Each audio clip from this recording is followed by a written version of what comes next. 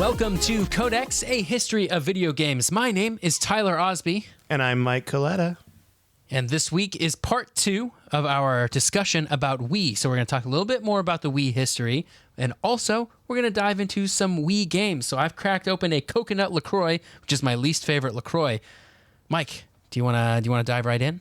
Yeah, sure. I didn't crack open a beverage. I'm going beverage list this episode. I don't know how this is going to go. That's a risk. That's a real risk. Playing with fire right now. All right, so let's talk about some sales figures. As of March 31st, 2016, the Nintendo Wii, or just the Wii, because, they didn't want to put Nintendo in front of it, has sold around 101,630,000 consoles worldwide. That's a lot of consoles. That's so much plastic everywhere.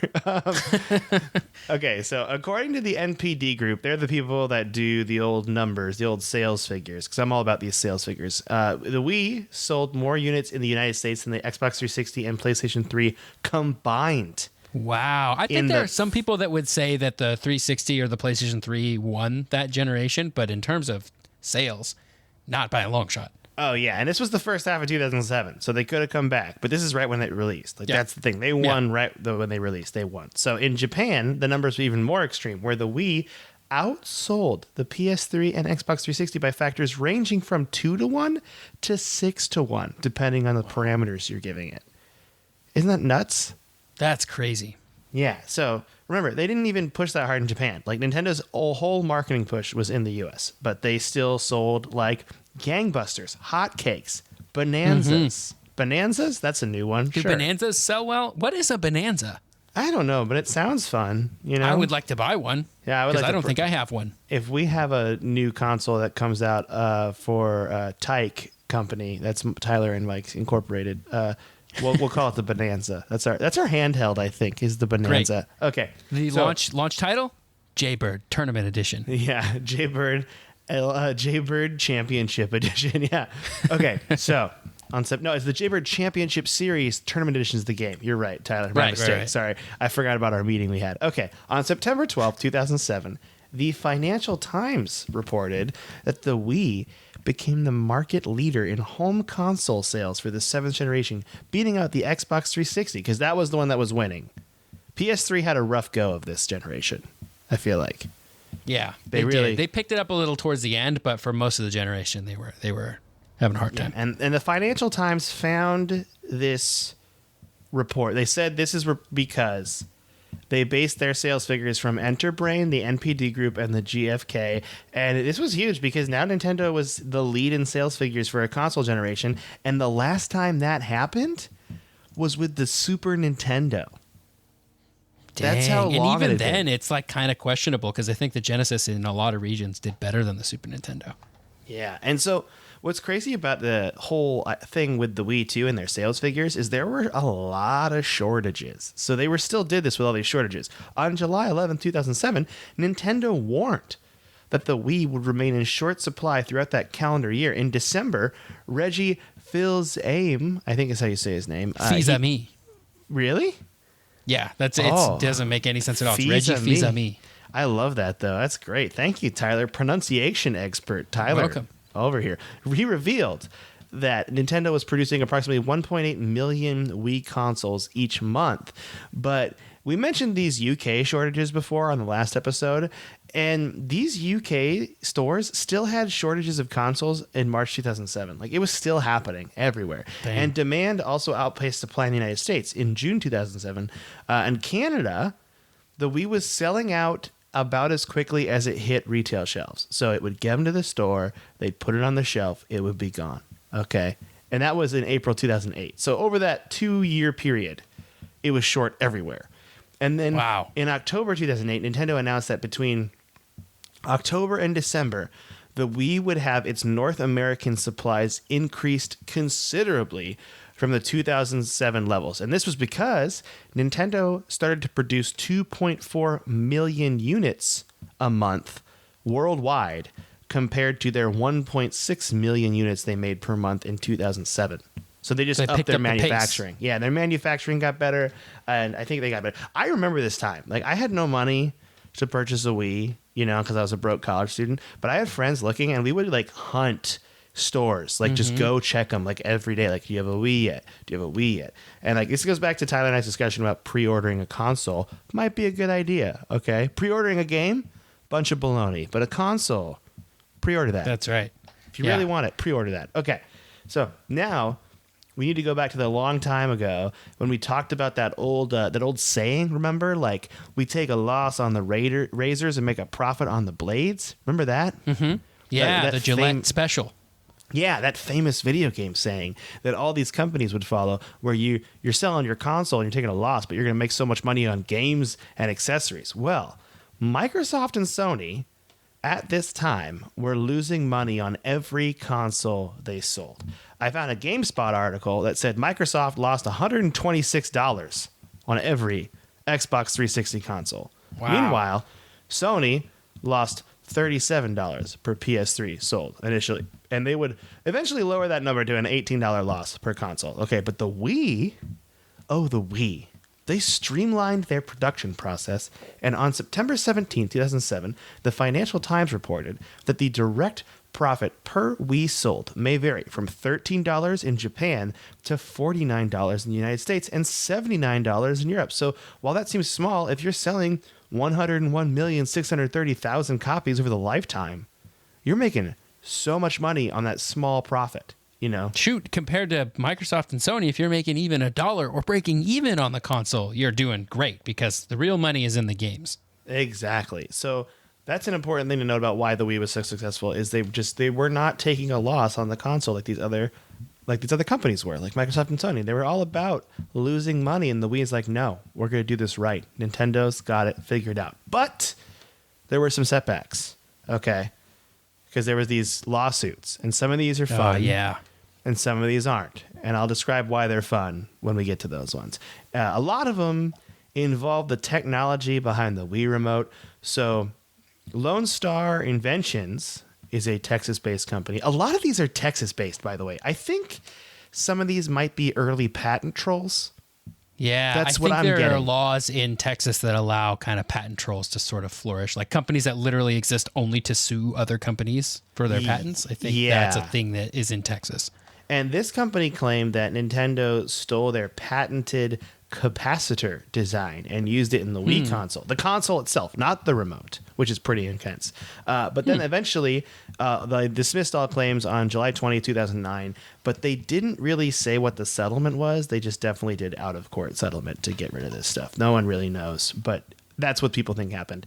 Another Texas-based firm, Anescape Limited, filed a lawsuit in the summer of 2006 regarding the vibrational feedback used in Nintendo's controllers. So that vibrate you feel whenever you press a button. It felt really natural actually when you were like clicking with the remote.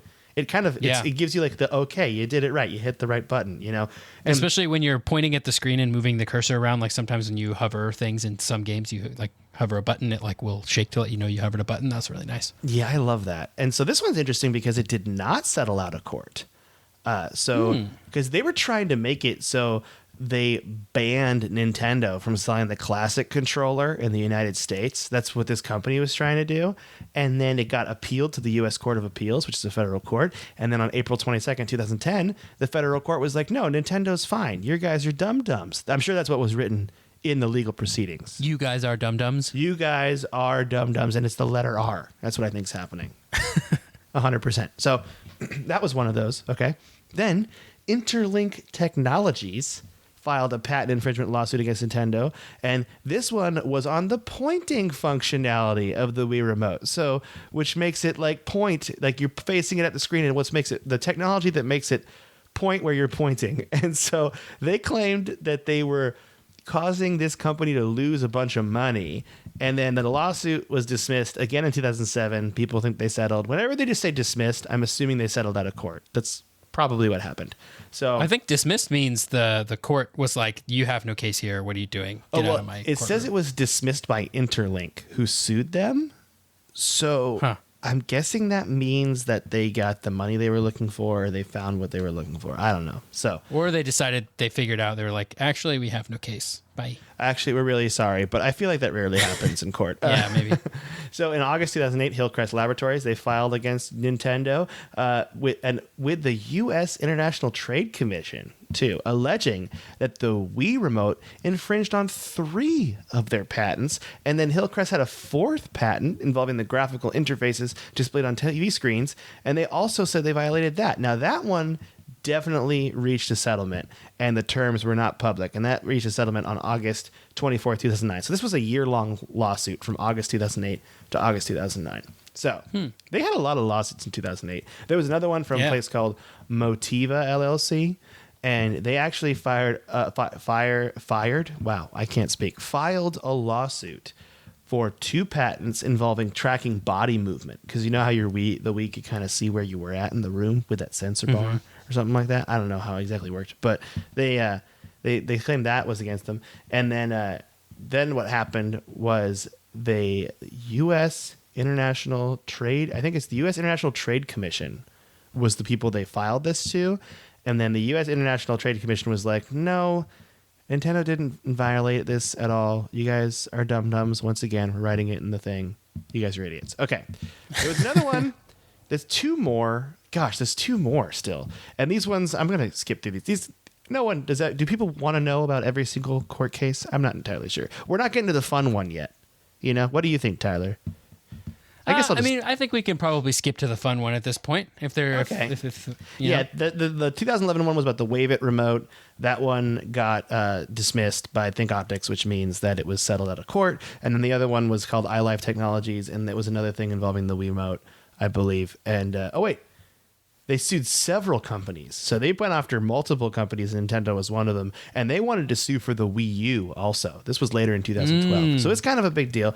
But the juries, Nintendo appealed the decision or whatever, but they were forced to pay $10 million in damages to this company. Wow. So that was big. But the fun one, and I say fun as in it's funny to us, and it's not funny to other people, as we mentioned last episode, involved the wrist strap breaking. Oh, I do recall them changing the wrist strap at one point to make it like thicker and not as junky. In mid 2006, a law firm called Greenwelling LLP filed a class action lawsuit against Nintendo for its defective wrist straps, ideally because all these people said, hey, I got a big gaping hole in my television because of Nintendo. That's what I'm guessing this happened. Thing broke. The wrist strap that I'm using correctly has broken, and I still have a hole in my television. Yeah, and so then what ended up happening is Nintendo issued a product recall for the wrist strap, and then they made a better version of that. I've still got an old Wiimote sitting around somewhere with the old wrist strap. Do you sometimes put it on and live dangerously? Yes, I do. Fastest Wiimote in the West, Tyler Otsby. That's what they say. There was a second class action lawsuit that was started by a mother in Colorado in December 2008, but essentially the court was like, hey, actually, Nintendo fixed this, and they already tried, so that's not really a big deal. Okay, they were claiming that the updated wrist straps were ineffective, and then the suit was dismissed in September 2010 because they said Nintendo, that the wrist straps were not knowingly faulty under the Colorado consumer protection laws. So the state of Colorado saved Nintendo in that time. There was also the last court case I have regards the name Wiimote. Did you ever call it a Wiimote instead of a Wii remote? Yeah, I did. I think there are a lot of people that probably assume that Wiimote is the proper term, but and I did too. I called it a Wii. I wrote Wiimote when we did the notes on the first episode. Wiimote was actually trademarked by a Miami-based TV remote control manufacturer called Phobos Technologies, and they got quite upset when people started. They spelled it Weemote versus Wiimote, but boy, it's pronounced the exact same, and they got bummed about it. So they sent, it said Phobos sent up to 100 cease and desist letters to retailers and offered to sell Nintendo the trademark. Nintendo declined, responding that it does not use and does not plan to use the Wiimote trademark. So they were trying to file a lawsuit essentially against the culture of people calling it a Wiimote. Yeah, so that was the last one I have. I just thought it was very interesting because you have a successful product and people are going to come out of the woodwork to come after you, it looks like, especially those Texas firms and patent trolls that we talked about before. I mean, if we were a bigger podcast, we might have that problem, really. That's true. We've been fending off lawsuits left and right. Yeah. We've just been being usually what happens is they say, you owe us money. And then we show them our Jaybirds score screens and they get very intimidated and they back away. Yeah. We usually challenge them to a Jaybird 1v1. And the judge, because we win every single time, the judge is dismissed. Absolutely. Oh yeah, it's a lot like the scene from the acapella movies. What are they called? Oh, Pitch Perfect, where it's the battle where they're in the streets and they're battling with acapella, but it's Jaybird.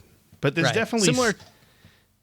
Oh, go ahead. So similar to a Pokemon battle where you can beat large bosses of mafias, and if you beat their Pokemon, they just run away. They just get scared of you after that. It's kind of like that. Always confused by that. They could fit. You're a kid, but you have really strong Pokemon, and they just let you. I mean, I guess you gotta let it. It's the universe. You gotta forgive a little. Yeah, okay. I guess the implication is that if I have beaten all your Pokemon, you no longer have any Pokemon to defend yourself. So. Oh, that's true. And now my Charizard will just attack you. That's probably it. Yeah, that's really good. That must be it. In fact, every time you actually win a Pokemon battle, you prevent a gruesome, horrific scene where your enemy is murdered by your Oddish. So that's good. That's good. Yeah, no one wants to see that. So, All right. Now we've hit the game section of the list. And I took these games from the top 50 sold list. There's so many games for the Wii, and we can't get to them all. And we're really just going to try to focus on the ones that we played and remember. And I'm going to start us off with probably the most famous game for Wii, because it was a launch title, and that is Wii Sports. Wii Sports. This, I think, is the game that put the Wii on the map, because they did the thing that Nintendo did before the GameCube, I guess, which was they packed in a game that stayed the pack-in game for several years, and it was one of the best games on the system. And the Wii Sports showed off all of the cool things that the new control scheme could do. So every single game was using the Wiimote in some way that was super novel at the time, because nobody had ever played a game that used a Wiimote.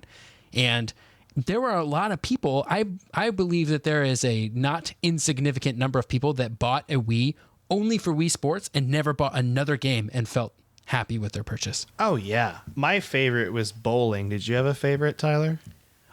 My favorite was also bowling, because when I worked at Amazon in a customer service center, we had a Wii bowling tournament, and I got 299 pins, score of 299, and I won, and I have the little trophy they gave me for winning the Wii Sports tournament, or the Wii bowling tournament. I can't so that's my favorite one. You've been sitting on this championship that you won. Yeah. And I am just now hearing about this on the podcast.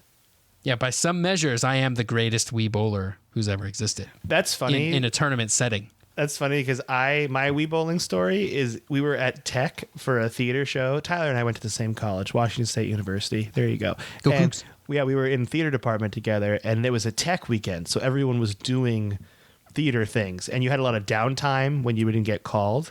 And I think I had a really small bit part, so I spent most of my time in the big green room, and they had a Wii there, and I was by myself, and I almost Wii bowled a perfect game. I think I was the last frame, and it was the third to last strike, and I missed it. And I was no one was there, so no one would believe me, and no one was there to see it. And I was just what? No, because I felt like I had it right, where you could curve your wrist right at the perfect time, where you'd always get a strike. You know what I mean? I had a technique where I let go of the ball very late, so that I kind of threw it halfway down the lane, and that made it go very straight. And so if you lined it up right and threw it super straight, it was a strike every time. There you go. Wii bowling tips from the champ. I almost said chips from the tamp. Wow. I'm really having a fun time talking today. Not going to edit it out, though. Not going to edit it out at all. I want people to know what my speech is like, if it's like to talk to me in real life. This is it. I'm going to mix up words, okay? Also, the Wii Sports included tennis, baseball, golf, and boxing as well. I remember playing golf and finding it very hard. Tennis was fun. That was probably my second favorite, yeah. Yeah, and then I never played baseball, and I played boxing a couple times. Did you ever play baseball? Not really. I mean, I probably played it once or twice, but I don't remember it being very fun. It was just kind of swing the bat, and then catching was like not very fun. It just it didn't feel like a fully fleshed out game. Yeah, I forgot to mention the best part about this whole thing is you could use your Mii. Your little Mii guy you made. Mii's were the best. Yeah, it was your little avatar, and you could make it on your friend's Wii. So you'd all like spend times. I'd go to people's houses, and I wouldn't have a Mii on their Wii, and then we'd all spend times making our Mii's together and laughing, and it was fun. We'd be maybe drinking an adult beverage of some kind, and then we'd start bowling, and it'd be a good time. Yeah. And you could store your Mii on your Wiimote. So, like, I guess the idea was, I don't think this ever really worked in practice, but the idea was you would have a Wii remote that was your Wii remote, and you would take it to all your friends' houses, and your Mii would be there because it was stored on your Wii remote, which was like a cool idea, but I think in practice, nobody carried their Wii remote around. They just used other people's. I like to think one guy carried his in like a holster, like a cowboy. Like a Yeah, that Wild was me. West I guy. did That that. was you, because you are the champion of Wii bowling. Yeah, I had to use my special Wii remote, obviously, when I was doing my Wii bowling championship. Some were worried Mii's- that you broke the law and you were cheating, but it was like, no, that was all skill. Tyler just had his own special Wii remote. It was all skill. He pulled it from a stone when he was 12 years old. Mii's are still a thing. You could do them on the Wii U. There were a bunch of games that could use them. And even on the Switch now, when I go into my friends list, I see all my friends' Mii's. And they surprisingly look just like the people that have made them. Like, it's very weird that they're so cartoony and, like, stylized. But you look at them and you go, oh, yeah, that's my friend Nick. That has definitely that looks like him. It's like, it's crazy how, like, close you can get them to look at people. That's so cool. Yeah. Also- Which is kind of the point, I suppose. Wii Sports had that thing where if you did something good, you'd hear like applause in the background, right? So it was always very Yeah, it was positive. cool. And it had very relaxing music. The Wii Store music. We need to talk about that. One, great music. Just the when you're in the Wii Store shopping around. But then Drake did a remix of it to Hotline Bling. Well, that wasn't Drake that did it. Someone took Drake's song Hotline Bling and put it to the Wii music, Wii Store music. And it lines up perfectly. It's great. perfect. That's the It's a best version perfect of that song by far. Everyone, YouTube Hotline Bling Wii Store music. Look that up and be like, wow, I should thank my friends Tyler and Mike later. What a great thing you showed me. Thank you so much. All right, we ready to move on to the next game? Gosh, I love Wii Sports. The next one, Wii Sports is great. probably the game I spent the second most amount of time with besides Wii Sports, Mario Kart Wii. Gosh, so what a great game as well. good. So good. Do you want to talk about it? It's just classic Mario Kart is really what it is. There was Double Dash was great, but the two-person kart thing was definitely a gimmick. It was fun for one game, but I'm glad we went back to our roots with Mario Kart Wii. They added in motorcycles, which is fun. I think they have better handling, but like they go slower or there's some sort of trade-off there. And they had a whole bunch of courses from older Mario Kart games. So if you were a fan of Super Mario Kart or Mario Kart 64, coming into Mario Kart Wii, you know exactly what you were doing. Also, it used a GameCube controller. You could play with a GameCube controller, which not enough games on the Wii did, I think. There were a lot of ways to play Mario Kart Wii. You could play with the GameCube controller. You could play with the classic controller, I believe, too. Mm-hmm. You could use just the Wiimote with the wheel attachment, my personal favorite way to play. But and that was a surprisingly fun way to play. Oh, yeah. And then also you could use the nunchuck, too, with the nunchuck. That was the easiest way. I feel like using the Wiimote and the nunchuck was the easiest way to play the game. My friends always did that. I insisted on playing with the wheel because it was the most fun experience to me. I just loved it. It's probably not the most optimal experience, but hey, you were here to have fun. You know? But then you would play online with randos, right? Oh, yeah, you could play online. And then also you'd see people with a golden wheel next to their name. And that means they beat everything on 150 cc's with the wheel. Wow. Only the wheel. That's crazy. Man, I kind of want to go back and try to do that just to get the golden wheel. I'm pretty sure that's what that means. Okay, you know what? I'm gonna look that up right now because I need to know gold wheel Mario Kart Wii. It's like right there. People want to know what it means. How do I unlock the gold wheel? We're going to GameFAQs right now. Oh yeah, the best.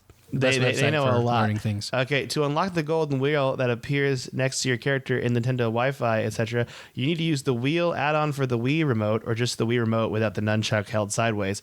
A whole lot in all 4 modes of the game. The 4 modes of the game are single-player, multiplayer, Wi-Fi, and that's what they call their online mode. And then the Nintendo Wii Wi-Fi tournament, yeah, and then the Wii tournament was the versions you need to use on. But I feel like you had to like win with it too. You know, you have to win. Yeah, probably. Yeah, so it's definitely something you got to work forward to. I wanted it so bad, but my friend had the Wii in the dorm, and I would play his Wii a lot, and he always used the nunchuck. You know, that was a good way to do it. All right, next game, Wii Sports Resort. Now, this is Wii Sports, but you had to use the, at the time, brand new Wii Motion Plus add-on attached to your Nintendo Wii remote. Mm-hmm. And it was all new games too, right? Yeah, I have the list of games here. It was swordplay, wakeboarding, frisbee, archery, basketball, table tennis, golf, bowling. So they had brought bowling back and golf back. They also brought, they had power cruising, which I think was like a boat thing, canoeing, cycling, and air sports. So like parachuting, dogfighting, and piloting stuff. So nice. Yeah, it was fun. I only played it a little bit. I didn't play a lot. I liked that they included bowling and golf, though, because those were two of the most popular ones. Like, golf was very popular in Wii Sports. I remember people liked it a lot. Mm-hmm. But, yeah, it's just Wii Sports with the Wii Motion Plus. Still great. Next thing on the list, because I am so excited about this game. And that is New Super Mario Brothers Wii. What a great game. This game is so good. You could have 4 people playing on one screen at a time, and you would jump on each other, and it was pure chaos. Absolute mayhem. Oh yeah, it's so good. It like really brought the whole platforming Mario back into the fold for the Nintendo Wii. And actually, this is the game I would play with my girlfriend and our friends at her house, like for parties and stuff. You were there a couple times. I think, well, I don't know if I was there, but I know that my girlfriend was definitely there. Oh yeah, because she lived there. That's right. Yeah. Yeah. So, but it was so fun. I was a big fan of New Super Mario Brothers Wii. All about it. Yeah, that game is fun. I played through all of that with Kelly. We played through all of that. We played through New Super Mario Brothers U as well on the Wii U. Spoilers, we'll get there. Yeah, the New Super Mario Bros. Series is almost universally just really good. Like even from the first one that was on the original DS, that game was really great too. Yeah, it was. Can't go wrong with a New Super Mario Bros. Game. Yeah, I'm actually I have the one for DS that I've been playing, the New Super Mario Brothers 2 on my 2DS, and it's really fun. Just fun to turn on and play a couple while I'm watching TV or whatever, because you can just play a couple levels and put it down. It's perfect. It's a perfect great thing. Okay, Wii Play was a mini game based game, I guess you could say. It's like the Wii. It's the Nintendo licensed version of mini games. Okay. Yeah. They had so many of these come out that were third party mini games. We took them off this list because there's so many. I didn't play them all. Just a lot of mini games for parties with your friends. But you have Wii Sports, so why would you ever play Wii Play? That was my whole thinking. That's right. The reason you would play Wii Play, and I remember this because it came out very shortly after the Wii came out when there were still hardware shortages, Wii Play came with a second Wiimote. So if you were looking for a Wii remote and you couldn't find one because they were all sold out because everything Wii was sold out, you potentially could buy a copy of Wii Play, get a game, which is sweet, and a Wii remote to go along with it. And so that's why I remember wanting to buy Wii Play. I still never got one. But oh man, life pro tip. If you're currently listening to this podcast and you're living in the year 2007, guess what? We just got a tip for you. Okay. That's right. Good stuff. All right. Next game is actually pretty groundbreaking. I only tried it once. Wii Fit. And Wii Fit came with that balance board. Mm-hmm. Okay. That could weigh you, and it also, you could like kind of do different things with it. Yeah. Right? And the only reason that I only played it once is I stepped on that balance board. It said you have terrible balance. And I was like, hey, screw you, Wii Fit. Don't tell me what to do. And then I walked off the board. You're not the boss of me. Yeah, I was at my friend's house. But this is like the game that brought a lot. You know how we talked about last episode, all these people from different like cultures and ages, just everything coming together and playing the Nintendo Wii. This game, I have a story on Reddit I found. And this, just to show how recent this was, this was 20 days ago. This was February 2019. Okay. And this is the title. It has 138,000 upvotes. My grandma has played Wii Fit every day for 10 years. And it shows her with her boot up screen, and it has me on it. And it says, this is your 3,949th day. Wow, that's incredible. But it's great because it helps people work out, that don't normally work out. It gives you something to do because it was like yoga based, as I recall, too. Yeah, and it gives you goals to work towards and stuff like that. And in that reason, I think it's revolutionary, and I think it's really great. And if it was your thing and you played it, that's awesome. I never owned a Wii again. Maybe I would have played it more. And then I went to my friend's house and I was drunk and it insulted me and I moved on. Okay, so that's just the way it worked. So Wii Fit, great. Amazing game. All right, number 8, Super Smash Brothers Brawl. Oh, yeah. This game was the hotly anticipated follow-up to Super Smash Brothers Melee, which lots of people would claim is the best of the series. Brawl did some stuff that people didn't agree with, mostly the fact that you could trip in the game, and it was just like random when you would trip. And for people who are trying to play like super competitively, that was kind of a deal breaker because it was just like, oh, I lost because I tripped randomly, which is kind of I didn't know lame. that. But it did add a lot of stuff though. I added Final Smashes, which was pretty cool. It added a lot of new characters. You could play as Sonic the Hedgehog in there, and it had a really cool single player mode that was my favorite part of the game because I like Smash Bros, but I've never been super competitive, which makes it hard for me to play with other people because the people who still play Smash now are like really competitive. But it had a single player mode called Subspace Emissary, which had like cutscenes. It probably took me 20 hours to beat, and it was so fun. It was like a platformer version of Super Smash Bros, where you would run through the levels like beating up dudes and knocking them off the stage and stuff. And it was super, super fun. That's awesome. Yeah, this was after my friend moved out and we didn't live together and I didn't have Super Smash Brothers Brawl. And I never got really to play it. I played it a little bit, but not enough to really remember a lot. But as a huge fan of Super Smash Bros. 64, and I played a lot of Melee on my friend's GameCube, oh boy. Just a fun... Anytime a Smash Brothers comes out, you're going to have fun. Yeah.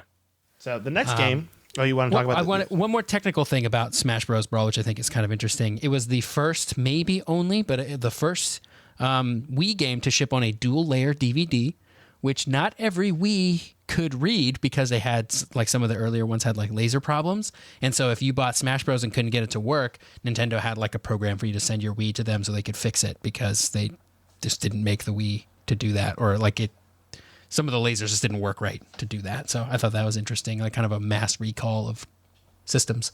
Hey, good guy Nintendo. Good on you. That's awesome. Yeah. All right. Number 9, I know nothing about, Tyler. This is all you. I just know it's a very good, critically acclaimed game. Super Mario Galaxy. You go to planets, right? Just different planets? Yeah. So the central kind of theme of the game was that you were always on like a round planet. So some of them were really, really small. Some of them were really large. And so all of the worlds were made of these like planets, which sort of had a center of gravity that you would kind of run around on. So it was, for the most part, pretty standard Super Mario platforming, but it did have some cool stuff to do with that, and like some really cool launcher things that would launch you all around the different worlds, and it kind of took place in space and had a sort of space theme to go along with it. It was the game that introduced Rosalina to the Mario kind of franchise, so there's lots of Rosalina going on now. Yeah, that was, I don't know if it was the very first game she was ever in, but it was definitely the first game that she had like a large role in.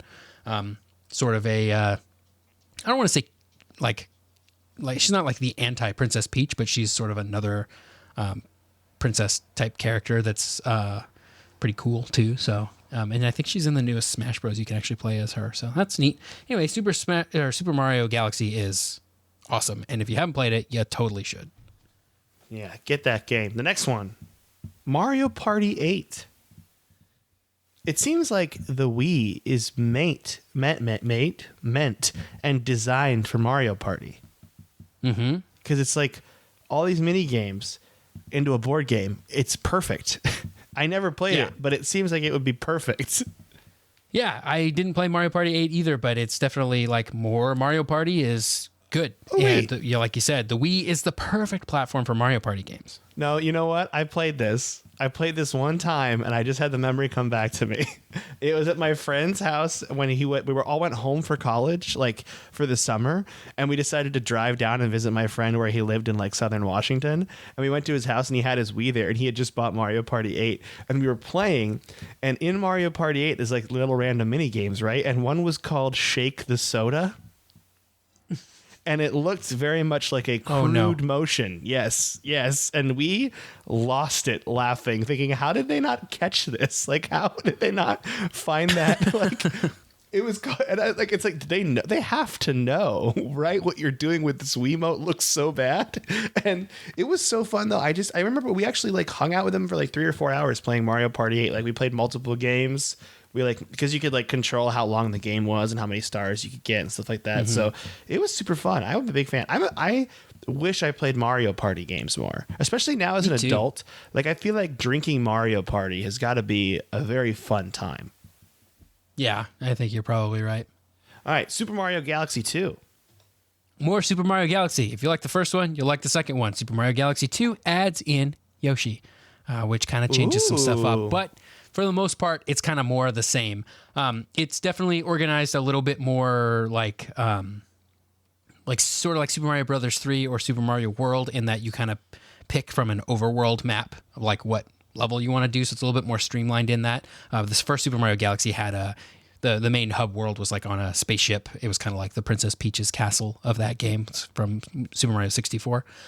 So it was a little bit more streamlined. Had a lot of really hard things to do after you finish the game, and really popularized the, like, once you beat Bowser in a Super Mario game, you're not done. There's like a whole nother game's worth of just super hard platforming to do, and Super Mario Galaxy had that in spades. It was awesome. If you love Super Mario Galaxy, you'll love Super Mario Galaxy 2. If you haven't played either of them, you should play both of them because they're awesome. Yeah, challenge mode activated. There you go. Thank you for coming to my TED Talk. I love you. If you have a TED Talk about Super Mario Galaxy, I'd watch the whole 14 minutes, okay? That's how much I care, Tyler. It'd be a TEDx talk, let's be real. Oh, that's true. The next game, and probably the big one that I have a lot of memories from also, is The Legend of Zelda Twilight Princess. And that annoying fairy lady. Navi, hey you. That's from this one, right? No, that's Ocarina of Time. Twilight Princess had Midna was your but dude who was always telling you what to do. Or like she'd like bother you a lot, wasn't it? Oh yeah, I mean every Zelda game has a thing that like bothers you all the time to tell you where to go. To be like, hey kid, keep going. You're not done yet. Yeah. Twilight Princess is one of my favorite Zeldas. So good. And as you said before, actually better on GameCube, right? That's what you said? Yes. It came out about a month later on GameCube. Which is just like a kind of a neat aside. I think it's better on GameCube. It was clearly made for GameCube. But interestingly, I think we talked about this when we talked about GameCube games. Because Link on the GameCube version is left-handed, they wanted to make him right-handed on the Wii version because of the way you hold the Wiimote and shaking the Wiimote swings the sword, so they would make Link right-handed. They didn't just flip Link around and say, okay, he's right-handed now. They flipped the entire game around. So if you were going to go to the west to get something in the Wii version, you were going to go to the east to get that thing, which I think is just interesting. That was how important it was that things stay. Like, I can't even think about, like, I can't even imagine what was actually affected by that, but it must have been important enough to them that they were like, okay, we're going to flip the whole game around. We have to do it. We have to follow the canon. I love Twilight Princess. It has a remake on the Wii U, which is awesome too. Yeah, I loved it. I think I played probably the first 2 or 3 temples on it, if I recall. And then I watched my friend, because he was way farther than me, and I just watched him play the rest of it. You know, because we had weeknights in the dorm. I was in college. You know, it was fun to just watch him play this game. So yeah, it's a great game. It's a great game. All right, the next one is Mario and Sonic at the Olympic Games, and then the one after that is Mario and Sonic at the Winter Olympic Games. And I think these games are cool. I never played them, but I think they're cool because they bring back that old like NES trackpad running on the ground, like doing like ridiculous movements, pretending you're a track and field athlete. And I think that's great. So and they bring it really should be called like Mario versus Sonic at the Olympic Games, and it sort of brings back that Super Nintendo Sega Genesis rivalry too, of like Mario and Sonic competing against each other in various feats of athletic strength.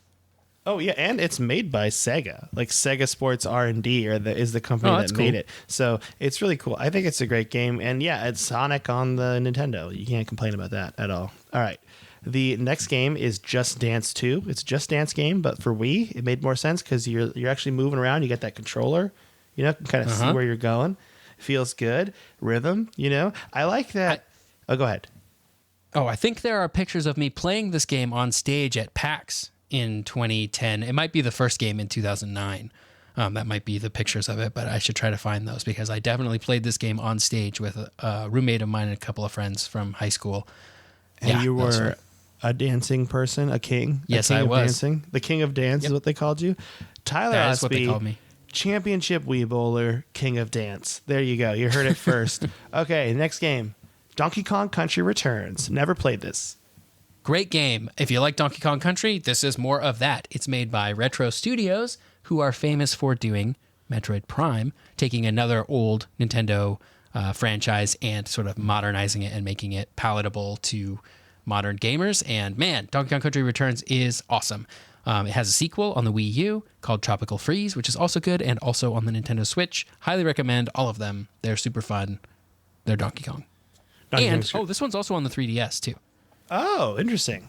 I like that. Link's crossbow training, we're putting it on this list because it's notable because it was one of the few things that used the Nintendo Zapper for the Wii. Mm-hmm. The Wii Zapper. So you could use that. It was just like kind of a bunch of crossbow mini games, as I recall. I don't think there was really a story. Various forms of shooting targets and stuff. Yeah.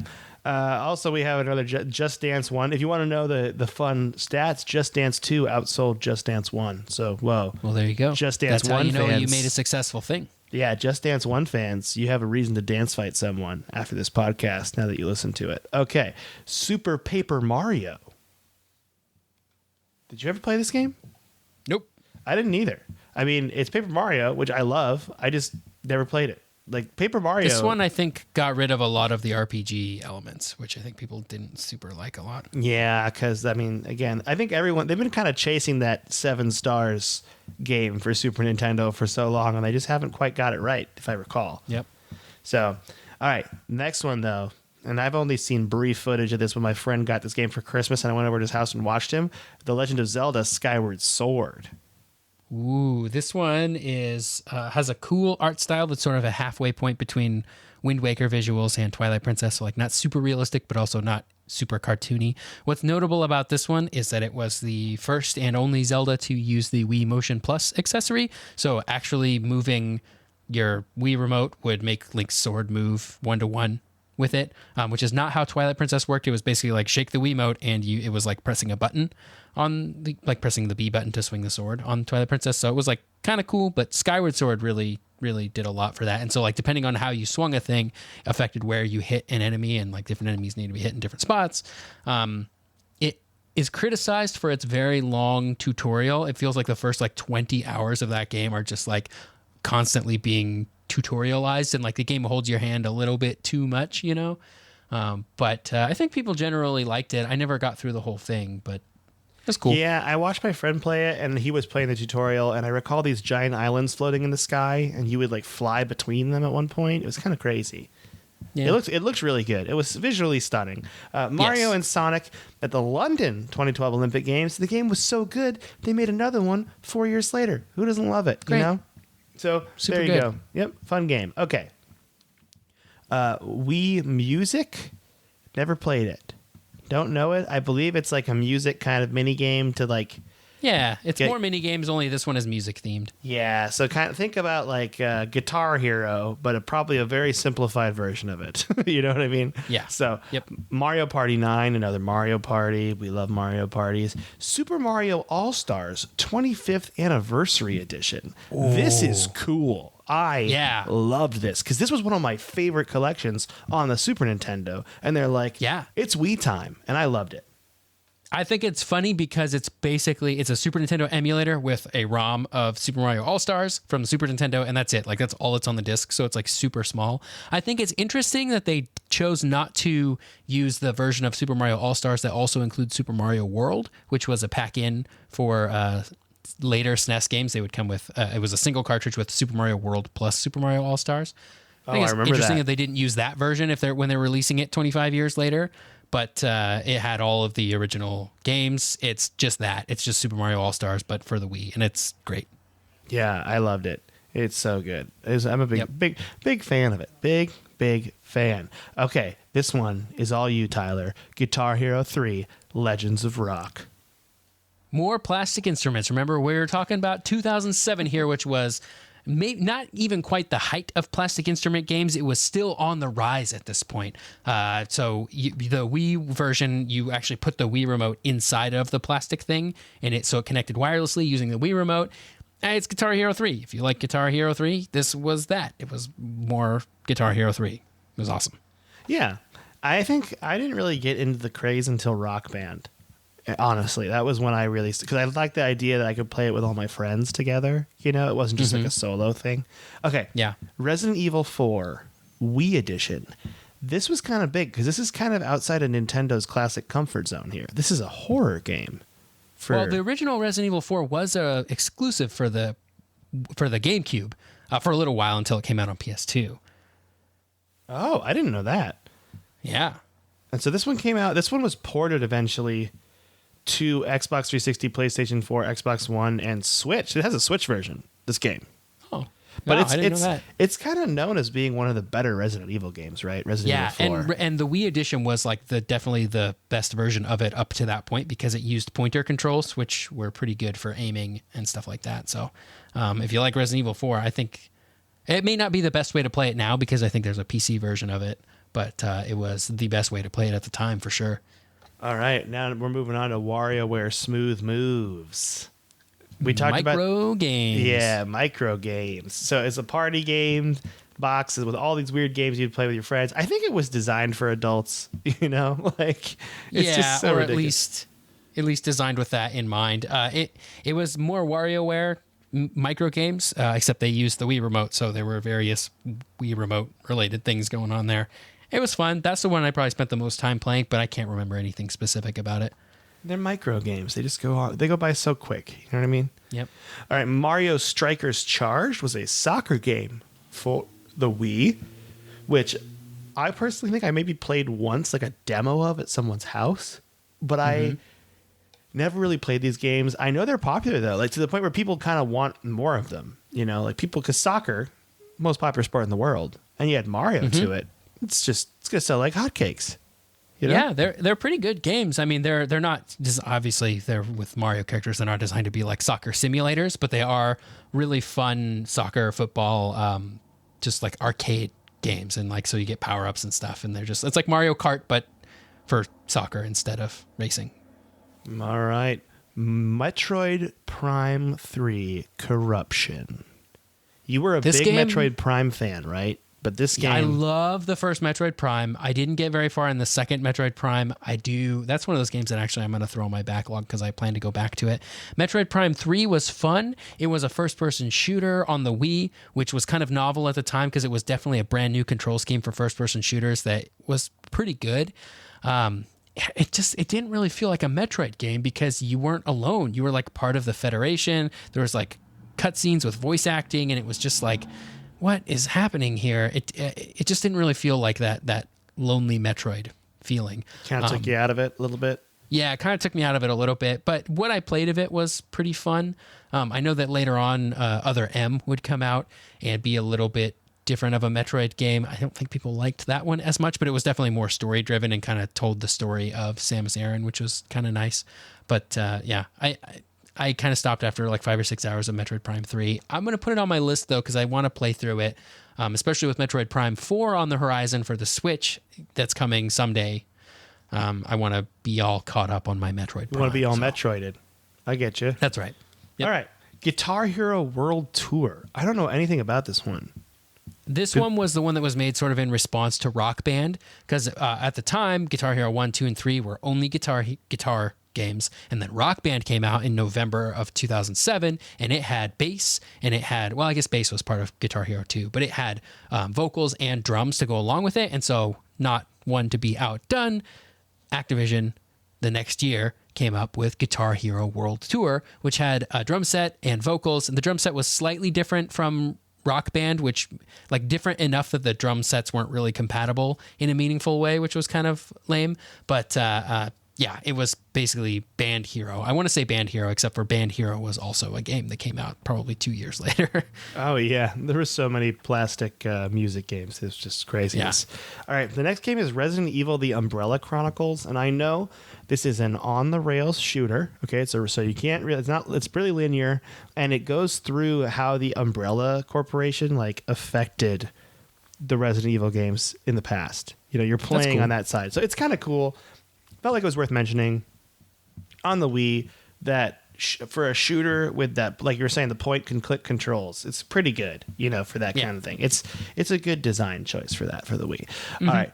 And the next game is Mario Super Sluggers, a Mario baseball game, which I never played. Just like Mario Strikers, but baseball. Yeah, I liked baseball, and I just never have played these games. It's a sports and adventure video game, it says. Oh, man. But it had mini games, and you can just play games with friends, and it's just fun. You know, Mario, these little, like Mario Golf, I love them. I love these little games. So the next one is Rayman Raving Rabbids, which we're keeping on this list because it led to a game that Tyler loves.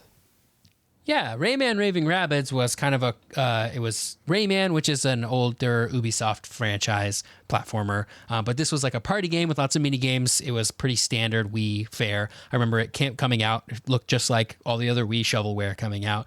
I think it was pretty high quality on that continuum of all of those party games. But it was cool because it led to lots of other Rabbids games, but Mario and Rabbids Kingdom Battle, which would come out on the Switch 10 years later, I guess, which is one of my favorite Switch games. And the Rabbids are one of the most endearing parts of it. They're like cute. They're kind of like the Minions from what's that Despicable DreamWorks Me franchise? Despicable Me, yeah.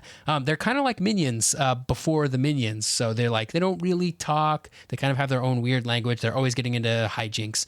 So the Rabbids are very cute and they're very fun in Kingdom Battle. So this was kind of where they started, I guess. All right, the origins of the Rabbids. The next game I thought was cool. It's Call of Duty World at War. And I had no idea this even came out on Wii. And I saw it on this list, and I'm like, what? And this game was pretty cool. This was like obviously before Call of Duty World War II, this was the last World War II themed Call of Duty game on anything. And it was really fun. I remember playing multiplayer on this on Xbox and really digging it. And I can only imagine it was fun. It must have been fun on the Wii, I'm guessing. Yeah, it was like lower quality graphics because it had kind of like that GameCube PS2 level graphics, but it did have pointer controls, which was kind of fun. I remember Call of Duty 4 Modern Warfare Reflex Edition came out on the Wii, and that was a really fun way to play Call of Duty, but it wasn't the best way to play Call of Duty. If you wanted to play it in any sort of competitive fashion, you had to play on the Xbox or PlayStation 3. So, I think that's neat. And World at War was good. I think Black Ops also came out on the Wii. They would do Call of Duty games for a few years on the Wii. Yeah, that's cool. I think it's worth it if someone gives you a copy of Call of Duty World at War for the Wii, and you're like, I'm going to play the campaign mode. That's probably the best way to go about it. That's how I feel it would be. The next game, though, I remember being super hyped. Like this was going to be the thing, and it's called Red Steel. Because it was the first-person shooter to come out on the Wii, and with this new Wii control scheme, nobody knew what this was going to be like. Like, there was definitely the people who were very optimistic were like, this game's going to change everything. We're going to be able to play a first-person shooter on a console with controls that are better than a PC, like a mouse and keyboard, and it's going to be the greatest first-person shooter ever. And they were okay. The controls were fun, but and it was like a good way to play. It wasn't game-changing though. It wasn't revolutionary. Yeah, I read some stuff about it on like review because I thought it was cool because you could have a katana sword and a fire and a gun. You know, you could have both of those, and it gives you like the whole Kill Bill nostalgia look. You know, but it turns out the controls were sometimes kind of clunky. You know, they weren't really as smooth as you'd wanted them to be. But I remember it being really hyped up. You know, being a big deal. The last game that we have on the list is Rock Band because you got to include Rock Band. Yep. I mean, this was the game that started me on the whole music craze, you know? Big Gosh, into I it. love Rock Band. Rock Band is so good. And it came out with beat. And like, what happened? We need to do a whole episode on these music games. We really do. Because it's like, it was a fad that came and went so quickly when you think about, like, what, 3 years, maybe 3 or 4 years max. Yeah. It was just like kind of sprung up in like the mid 2000s, and then by 2010 it was gone 100%. Yeah, there was definitely a moment where people were like, I'm buying this every year. And then like 2010, people were like, I'm never buying another Plastic Instrument game. Get this out of my face. And then they just dropped off immediately. Yeah, I think it was because they even had a Lego Rock Band. What? Oh, that's a great one too. Lego Rock Band is awesome. Yeah, this looks... it's so... Yeah, I mean, I'm looking just at the Rock Band Wikipedia page right now, but it was on the top of its game. It was big. It said it sales of 4 million units and global revenues of 600 million. And it just fell off the face of the earth. And it is published by MTV Games, which is crazy when you think about it, that MTV published video games. But, you know, Harmonix, too. 4 million units is really crazy considering it was like $200 if you wanted to buy the whole thing with guitars and drums and... Yeah, it was so fun, though. The first day I played it, I remember being on break and being like in at a party, and I went to the party and it was there, and I played it all night. I didn't even talk to anyone. I would just rotate instruments and singing and talk to no one. It was fantastic.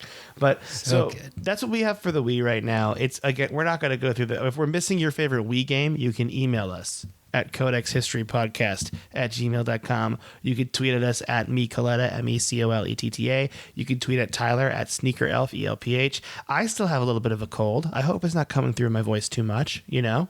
A little more nasally. Oh, thank you, Tyler. That's what I was looking for, was a little vocal compliment from my dear friend Tyler and podcast co-host. So I think next week, we don't really have a plan of what we're going to do yet. Right, we're kind of we still got there's more stuff for us to cover. There's more stuff for us to cover. I know the Wii U's there. We need to cover the Wii U, so maybe we'll just jump right into that from Wii. You know, because that was a thing that is an underrated system that we need to talk about. That I think it's important that we cover. You know, and so. But we're getting close. We're getting close to being done with this whole thing, and I mean the whole thing. I mean the timeline. Because we're almost at present, and I'm not going to cover the Xbox One right now. You know, when the new console comes out, and then a year after that, then I'll cover the Xbox One. Okay. But actually, I think we should have a rule. You ready for my idea, Tyler? Yeah. I think we should not cover a system until they discontinue that system. Whoa. Because that means it's the death of a console, is when it's discontinued.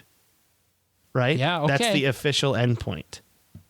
And that gives us more time to do fun stuff, because you know the Xbox One is going to have a life after the next generation for probably 3 or 4 years. So I think that should be our rule, because we got a lot to cover. We got so many ideas. So that's my thinking. But we'll talk about it off air. I really sprung that on you, didn't I, Tyler, just now? I really just threw that, you know? Yeah, well... We'll figure out a good strategy. We're doing improv, you know, a little podcast improv. You don't see that often on a video game podcast, do you, listener? Okay.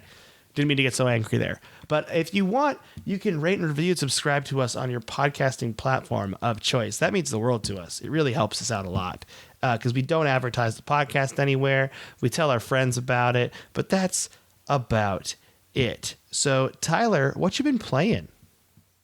I've been playing Pokemon Let's Go Pikachu. I picked it back up, trying to get through that. I just finished the Fuchsia City gym, so beat the poison guy, Koga, and making my way through that. I'm playing still more Tetris 99. I love Tetris 99. I talked about that last week, I think. I also bought World of Final Fantasy, which I've played on the PS4 for like 10 hours. I didn't finish it, but I bought it on Switch because I'm a sucker and I will buy Final Fantasy games wherever they're released. I fully plan on buying Final Fantasy 10 and 10-2 and 12 when they come out on the Switch next month. I have a problem. I understand it. But that's mainly what I've been playing. And also Season of the Drifter in Destiny. Destiny is we're always playing Destiny, whatever. But I have been playing also The Division 2, which is, it's okay so far. I don't know if I'm going to stick with it, but I've been having an okay time playing with my friends. That's what I've heard about it. It's just okay. I have been playing Titanfall 2. Still working my way through that. Taking it back. Yeah, taking it back. I mean, I'm really enjoying it because they have this cool, in a level you go into, it's like you're searching through this laboratory and you can shift time by hitting the left bumper. and go back and forth in time. So if there's enemies in the past, you can get away from them by skipping to the present. Oh, that's cool. Which is pretty cool. It's kind of a cool mechanic for a level.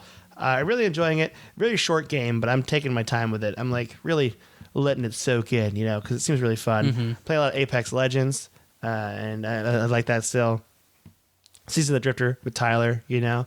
But I mean, last week I said some harsh critiques about Destiny 2. You remember this? Mm-hmm. I had some harsh critiques, completely forgetting that they were going to have all this story content that came out this week. And that has been enjoyable. I'm really enjoying that. Going through the story content. Oh, yeah. Yeah, that's been really fun. And that's been really fun. And so I take it back. I'm so sorry, Bungie. I am just tired of playing Gambit, but I'll do it for the story. You got me. Okay? You got me. You happy now, Bungie? They're listening to this probably, you know. I like to think that they have an alert whenever someone says Bungie on a podcast, they show up. Yeah, you're probably right. Yeah, I wouldn't be surprised by that. But yeah, so I've been playing that. I'm hoping to get a Switch. I've been looking right now. I'm actively looking for it. Like I'm going to buy one, and there's kind of a shortage. Yeah? Yeah, like on Amazon, you can't buy one directly from Amazon, from Nintendo. You can only get them from other sellers for like $350. Oh, wow. Yeah, and then I need to go to Costco near me because I feel like Costco always has them, and I'm hoping. Yeah, there's been some bundles online, I think, that like come with a game now too, a game and a controller or something. So that's worth looking for. Yeah, I should look into that. Let's do that. Let's do that after this podcast, Tyler. Let's start. Okay. Let's put the collective on it, you know. But anyway, I had a really fun time today talking about the Wii. It was one of my favorite things, like video game memories wise. Like parties with this system were so fun. Wii bowling, it's a good time. So if you don't have a Wii, you can get one for really cheap now, you know. Yep. Or you probably have a friend who's not playing theirs, and they'll just let you borrow it.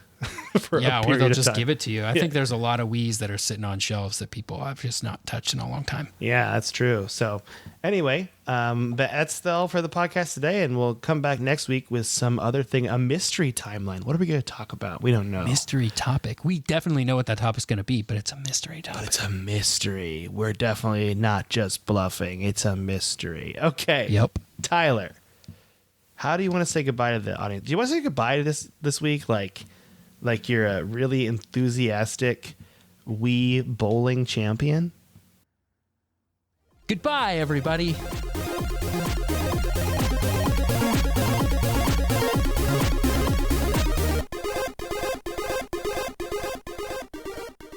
This has been a Podaholics Comedy Network presentation. Podaholics.com